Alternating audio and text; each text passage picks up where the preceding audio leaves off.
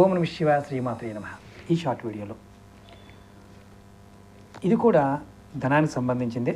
ధనం నిలబడాలి, మా ఇంట్లో ధనం ఉండాలి అనుకునే వారికి ఈ తేలికైన పరిహారం. మీరు నెలలో మొట్టమొదటిగా వచ్చే శుక్రవారం రోజు ఈ పరిహారం చేయండి. మీరు ఏం చేస్తారంటే ఒక 11 ఖర్జూరాలు, ఎండు ఖర్జూరం తీసుకోండి. దాన్ని తెలుపు కానీ పసుపు కలర్ వస్త్రంలో మూటగా కట్టి మీ ధనాగారంలో పెట్టండి. ప్రతి నెల మొదటి శుక్రవారం ఈ పరిహారం చేయండి. మీకు ఖచ్చితంగా ధనం నిలబడుతుంది.